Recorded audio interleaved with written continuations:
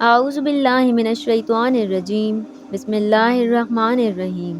شروع اللہ کے بابرکت نام سے جو بڑا ہی مہربان اور نہایت رحم فرمانے والا ہے۔ ایک نوجوان نے حضرت موسیٰ علیہ السلام سے عرض کیا کہ اے اللہ کے نبی، مجھے جانوروں کی زبان سکھا دیجیے۔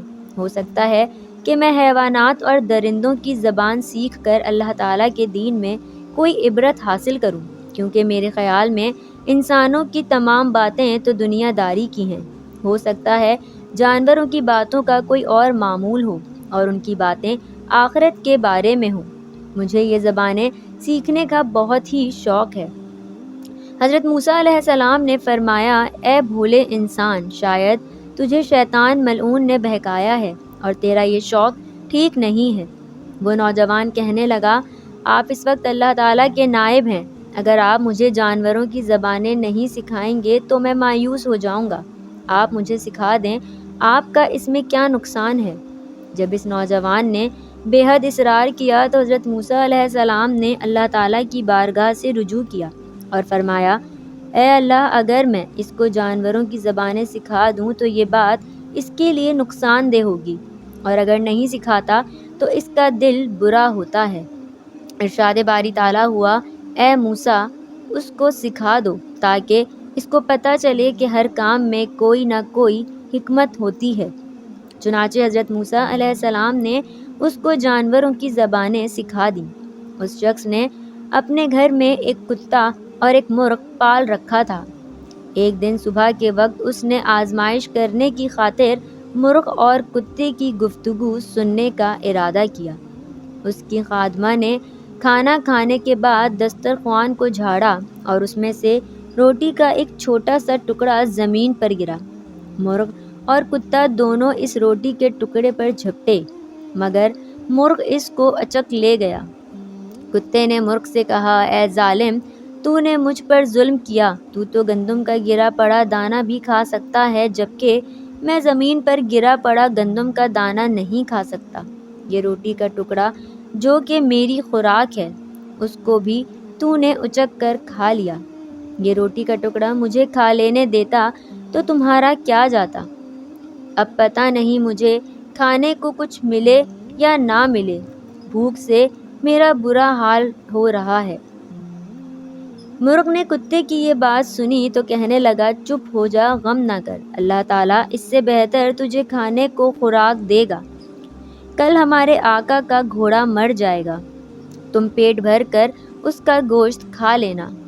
اس شخص نے جب یہ سنا تو اسی وقت گھوڑا بازار لے جا کر فروخت کر دیا اور وہ گھوڑا دوسرے دن مر گیا، مگر یہ شخص نقصان سے بچ گیا۔ مرغ بیچارہ کتے کے سامنے شرمندہ ہوا۔ کتے نے مرغ سے شکایت کرتے ہوئے کہا، اے مرغ، تو کس قدر چالاک اور جھوٹا ہے۔ وہ گھوڑا جس کے بارے میں تم نے کہا تھا کہ کل مرے گا اور تم اس کا گوشت جی بھر کر کھانا، وہ کہاں ہے؟ مرغ بولا، میں جھوٹ نہیں کہتا تھا، ہمارے آقا نے اپنا گھوڑا دوسری جگہ فروخت کر دیا اور وہ وہاں جا کر مر گیا، اس طرح ہمارا آقا نقصان سے بچ گیا اور اس نے اپنی بلا دوسروں کے سر ڈال دی۔ لیکن کل ہمارے آقا کا خچر مرے گا اور تمہاری عید ہو جائے گی، پیٹ بھر کر خچر کا گوشت کھا لینا۔ اس شخص نے مرغ کی یہ بات سنی تو فوراً خچر کو بھی فروخت کر دیا اور اس نقصان سے بھی بچ گیا۔ اگلے دن کتے نے مرغ سے شکوہ کرتے ہوئے کہا، اے جھوٹوں کے سردار، تو آخر کب تک جھوٹ بولے گا؟ مرغ کہنے لگا، فکر نہ کر، کل ہمارے آقا کا غلام بیمار پڑے گا اور رات کو مر جائے گا۔ اس کے رشتہ دار اس کے مرنے پر کتوں اور مانگنے والوں کو روٹیاں دیں گے، تجھے بھی کچھ نہ کچھ کھانے کو مل ہی جائے گا۔ جب اس شخص نے یہ سنا تو اسی وقت غلام کو فروخت کر ڈالا اور نقصان سے بچ گیا۔ دل میں بڑا خوش ہوتا تھا اور اٹکلیاں کرتا تھا کہ میں تھوڑے ہی دنوں میں 3 بڑے بڑے نقصانات سے بچ گیا۔ جب سے میں نے جانوروں کی بولیاں سیکھی ہیں، مجھے تو فائدہ ہی فائدہ ہو رہا ہے۔ جب اگلا دن آیا تو کتے نے پھر مرغ سے کہا، اے بکواسی مرغ، تیرے پاس جھوٹ کے علاوہ بھی کوئی بات ہے؟ مرغ کہنے لگا، جھوٹ بولنا ہماری خصلت میں نہیں ہے، ہم مرغے تو مؤذن کی طرح سچ بولنے والے ہیں۔ ہمارے آقا کا غلام مر تو گیا لیکن خریدار کے پاس جا کر مرا، اور نقصان خریدار کا ہوا، لیکن ہمارا آقا ہے بڑا بے وقوف جو اپنی بلا دوسروں کے سر ڈال رہا ہے۔ اس نے گھوڑا فروخت کر دیا اور وہ گھوڑا خریدار کے پاس جا کر مر گیا۔ پھر اس نے خچر کو بھی بیچ ڈالا اور وہ بھی خریدار کے گھر جا کر مر گیا۔ اسی طرح اس نے اپنا مال بچا لیا، حالانکہ ایک نقصان بہت سے نقصانات کا دفعہ ہوتا ہے۔